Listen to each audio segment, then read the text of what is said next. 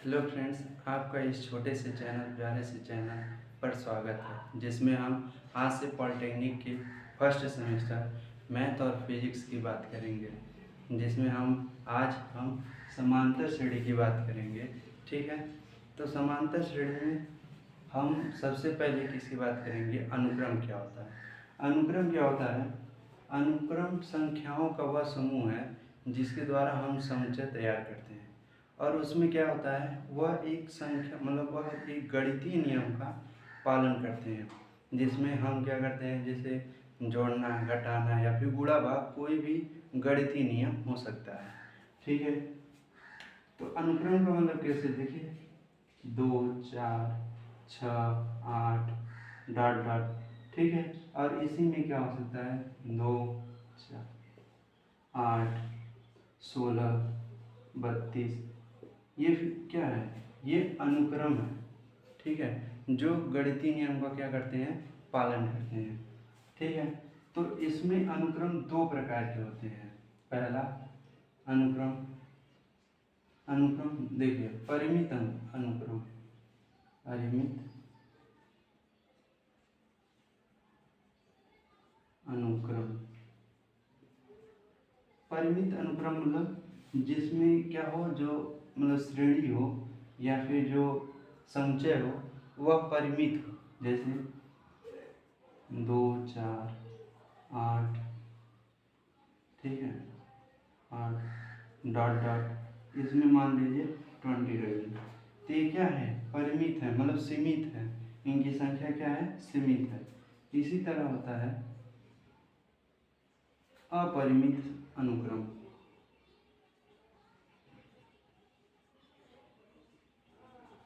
अनुक्रम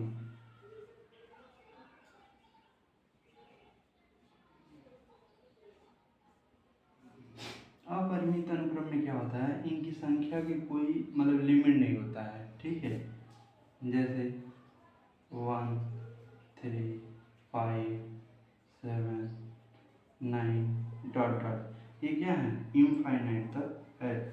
ये क्या है, अपरिमित अनुक्रम है। ठीक है,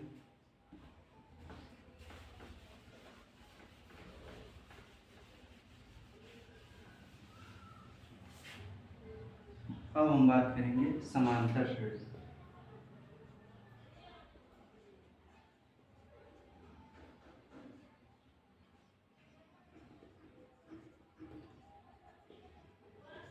समांतर श्रेणी क्या होता है?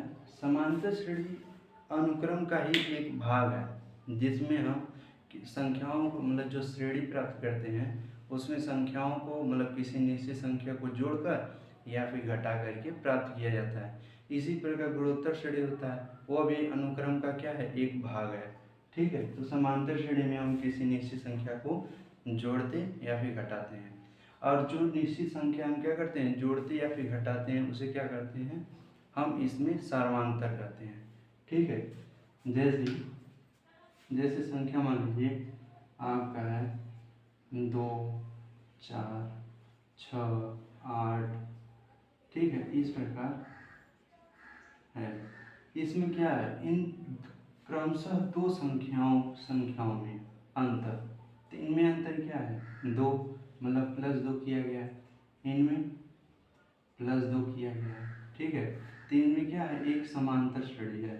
इसी प्रकार 1, 3, 5, 7 डॉट डॉट। ठीक, इसमें क्या है, इनमें इन दो संख्याओं में क्या है, 2 को जोड़ा गया है। ठीक है, 2 को क्या किया गया है, जोड़ा गया। ठीक है, ये भी क्या है, एक समांतर श्रेणी है। तो हम समांतर श्रेणी ये एक अनुक्रम का ही एक भाग है, सीक्वेंस का ही एक भाग है। ठीक है,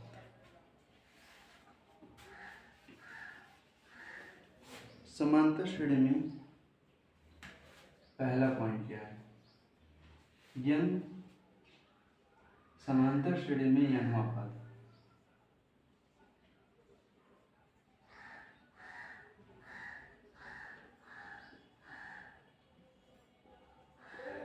एनवा पद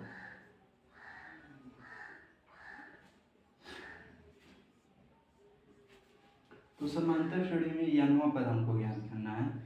तो देखिए, हम कोई भी समांतर श्रेणी मान लेते हैं, जैसे A1, A2, A3, A4 dot dot AN। इसी को हमको बताना है कि यनवा पद क्या होगा।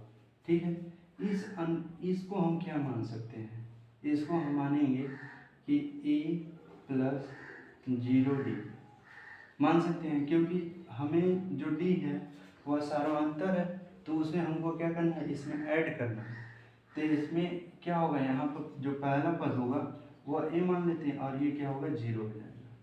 इसी प्रकार इसमें क्या होगा, A प्लस 1D होगा और ये क्या हो जाएगा, A प्लस 2D हो जाएगा और ये A प्लस 3D होगा। अब इस पर थोड़ा गौर कीजिए, क्या है, देखिए यहाँ पर 1 है तो यहाँ पर क्या है, 0 है, मतलब A तो सब में है, A मतलब पहला पद सब में है, उसी पहले पद में हम क्या कर रहे हैं, सर्वांतर को क्या कर रहे हैं, जोड़ रहे हैं। तो यहाँ पर 1 है तो यहाँ पर 0 है, यहाँ पर 2 मतलब संख्या का पद 2 है, मतलब 2 वहाँ पद है, तो यहाँ पर क्या है, 1 हो गया है। यहाँ पर 3 है तो यहाँ पर 2 हो गया, यहाँ पर 4 है तो यहाँ पर 3 हो गया। इस प्रकार हम क्या कर सकते हैं, मतलब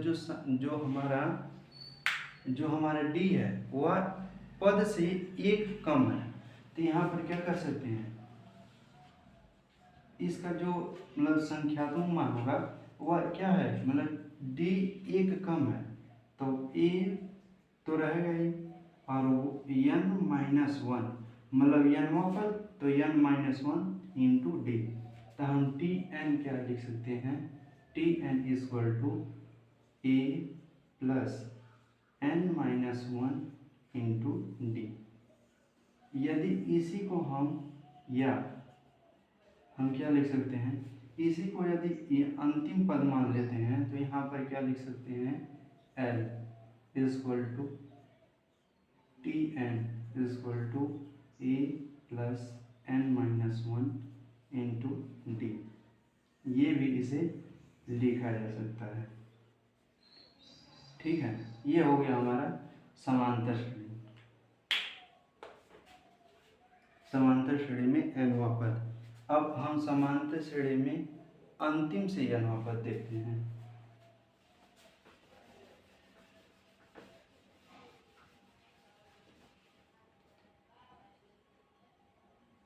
समांतर श्रेणी में nवा पद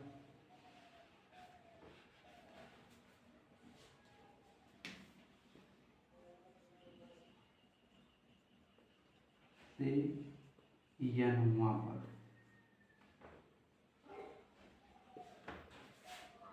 थोड़ा इस पे ध्यान दीजिएगा, जस्ट उसी का उल्टा होता है इसमें। जैसे मान सकते हैं कि ये A1 है, A2 है, A3 है, डॉट डॉट। तो इस प्रकार इसमें हम मान सकते हैं, ये हम कोई मतलब समांतर श्रेणी मान लिए, तो इसे क्या लिख सकते हैं, हम लिख सकते हैं A plus D, A plus 2D लिख सकते हैं।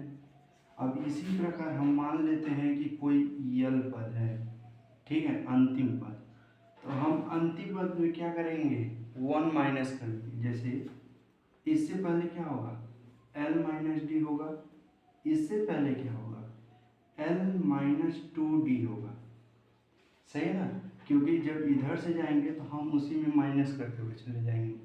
ठीक है, अब इसी को जैसे हम उल्टा लिख देते हैं, मतलब इसको आगे इसको पीछे। ठीक है, तो ये क्या हो जाएगा, देखिएगा, L हो गया L-1, L-2 dot dot 2D है, ये D है, ठीक है, डॉट डॉट ये A plus 2D, A plus D, अब A, ठीक है, जस्ट इसको क्या किए हैं, उल्टा लिख दिए हैं और कुछ नहीं किए हैं। अब देखिएगा, ये इसका क्या हो जाएगा, पहला पद मतलब E1 हो जाएगा और ये A2 होगा, A2, ठीक है, तो हम कह सकते हैं कि एल एन मतलब अंत से एनवा पद, तो क्या होगा प्रथम पद मतलब एल। इसे एक चीज़ और लिख सकते हैं, आपको समझने के लिए लिख देते हैं, ऐसे थोड़ा कंफ्यूजन होगा।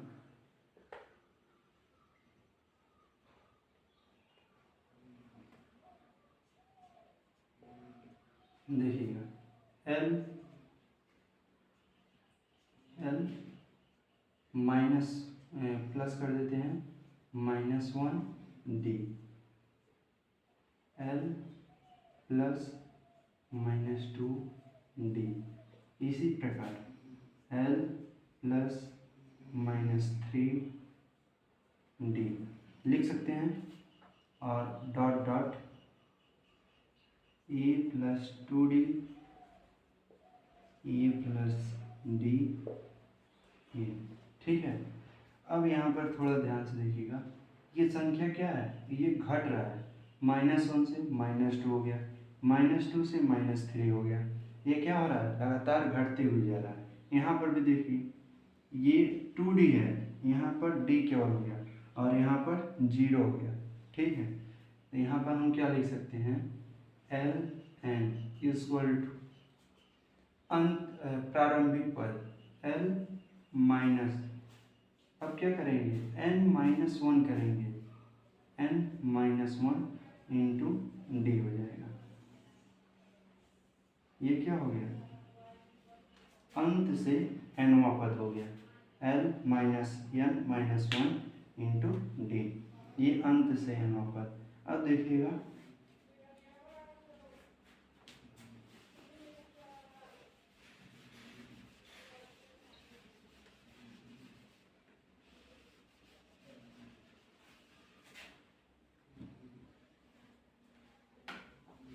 अब एक पॉइंट है तीसरा, इसमें क्या करेंगे, अंत से मतलब प्रारंभ से nवा पद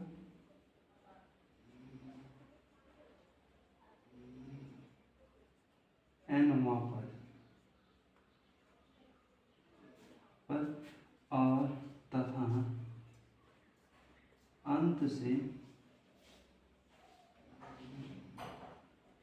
nवा पद का योग क्या होता है, मतलब प्रारंभ से nवा पद, और इसका बहुत ज़्यादा इम्पोर्टेंट है ये पद, क्योंकि हम जब समांतर श्रेणी का योग पढ़ेंगे तो उसमें इसी का प्रयोग करना पड़ेगा। देखिएगा जब प्रूव करेंगे, इसमें क्या हुआ, प्रारंभ से nवा पद टी एन इक्वल टू क्या हो जाएगा, p plus n-1 into D, समीकरण नंबर 1। अब अंत से nवा पद मान लीजिए वो भी क्या हो जाएगा, एल एन इक्वल टू क्या हो जाएगा, nवा पद l minus n-1 into D. ठीक है, ये समीकरण 2 हो गया। अब टी एन मतलब समीकरण 1 और 2 को जोड़ने पर समीकरण 1 प्लस 2 करने पर तो क्या हो जाएगा, T N plus L N equal to, ये क्या होगा, ये तुम्हारा कट जाएगा, ये और ये क्या हो जाएगा, कट जाएगा, तो ई प्लस एल हो जाएगा। मतलब जो प्रारंभ से nवा पद और अंत से nवा पद का जो योग होता है वह तुम्हारा प्रारंभिक संख्या और अंतिम संख्या का योग होता है। ठीक है, जो यहाँ पर लिखा है। ठीक है, अब देखते हैं कुछ इम्पोर्टेंट पॉइंट देख लेते हैं क्या होता है समांतर श्रेणी में, कुछ इम्पोर्टेंट बिंदु।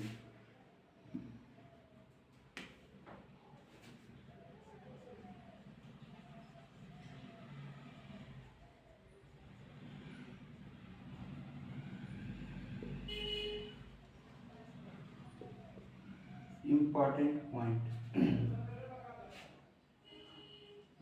यदि आपको समांतर श्रेणी में 3 पद मानने होंगे,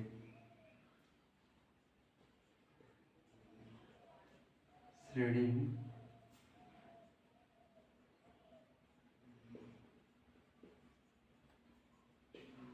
कोई 3 पद मानना हो तो आप क्या मानेंगे? यदि 3 पद मानना होगा तो आप हमेशा a minus D A plus D मानेंगे। ठीक है,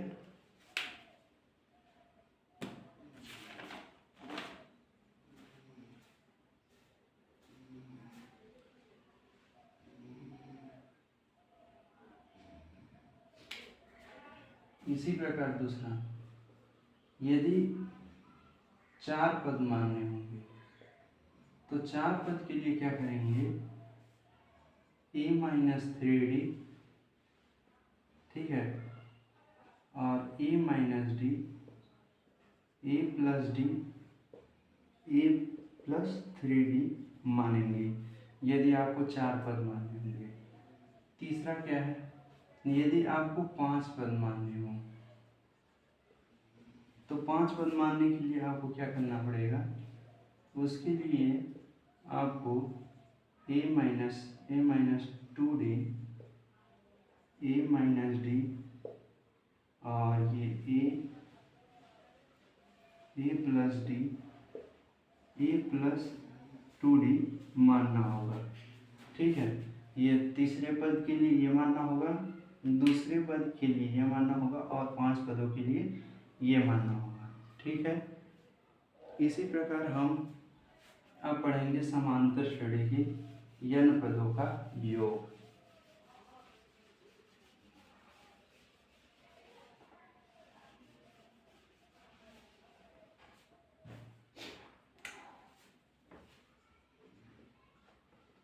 समांतर श्रेणी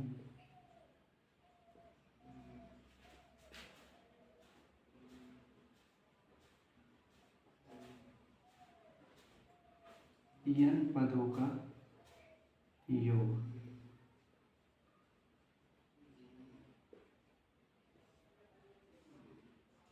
ठीक है, तो इसमें क्या करना होगा?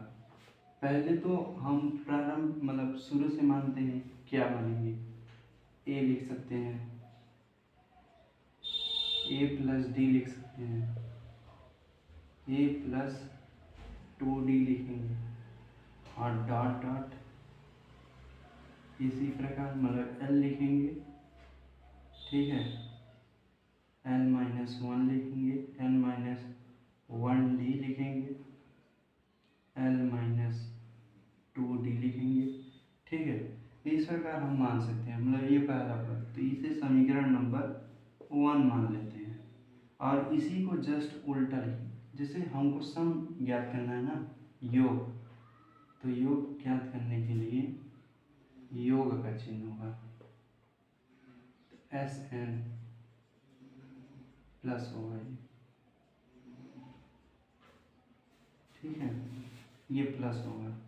अब इसी प्रकार मतलब SN ज्ञात करेंगे, मतलब अंत से n पदों का योग, SN इक्वल टू, हम इसी का उल्टा लिख सकते हैं, L plus L minus 1d plus L minus 2d plus L minus 3d plus dot dot, ये भी प्लस होगा। ठीक है, प्लस अब हम ये यहाँ से शुरू करेंगे, a plus 2d, a plus D और ए, ये समीकरण नंबर 2 मानेंगे। ठीक है, समीकरण, अब इन दोनों समीकरणों को क्या करेंगे? जोड़ देंगे। ठीक है, समीकरण 1 व 2 को जोड़ने पर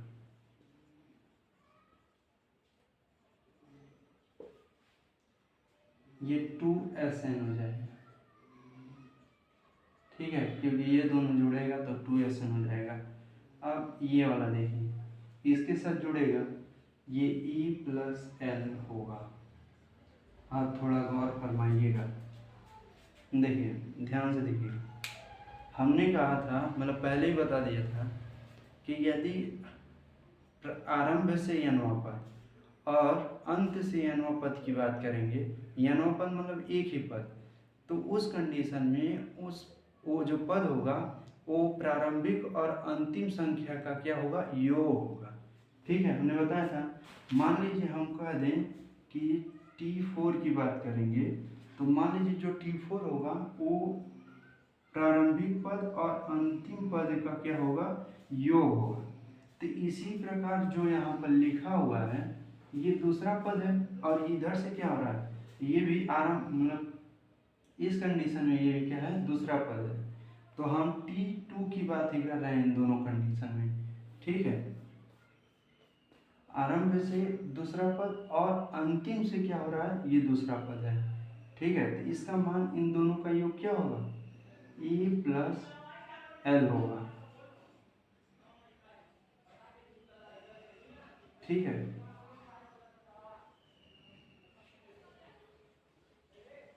E प्लस L होगा। इसी प्रकार ये तीसरा पद प्रारंभ से क्या हो रहा है, तीसरा पद, और अंतिम से ये क्या है, तीसरा पद है। ठीक है, इस कंडीशन में E प्लस L होगा। ये क्या होंगे, कितने बार होंगे, n बार होंगे, A प्लस L। ठीक है, ये मतलब इन सभी का क्या होगा, योग होगा। तो 2SN इक्वल टू ये n का ये कितने बार होंगे, n बार होंगे, क्योंकि हम यहाँ पर कितने बार लिए n बार, तो n पदों का योग तो n बार होगा, तो n A प्लस L होगा। अब इसी को इधर भेजेंगे, तो SN equal to n/2 A plus L हो जाएगा इसका योग। या एक चीज और लिख सकते हैं, SN इक्वल टू n/2 कोष्टक में A प्लस, इस यल का मान हम क्या लिखते थे, यल का मान मतलब लास्ट पद मतलब TN या L इक्वल टू हमने लिखा था A plus n-1 into D लिखा था ये, तो वही यहाँ पर लिख देंगे A plus n-1 into D। ठीक है, SN इक्वल टू हो जाएगा n/2 कोष्टक में 2A plus n-1 into D। ठीक है, ये तुम्हारा समांतर श्रेणी के n पदों का क्या है, योग है। ठीक है, तो फ्रेंड्स आज के लिए बस इतना ही। अगले लेक्चर में मिलेंगे, इन सूत्रों पर आधारित न्यूमेरिकल्स लगाएंगे। तब तक के लिए जय हिंद, जय भारत।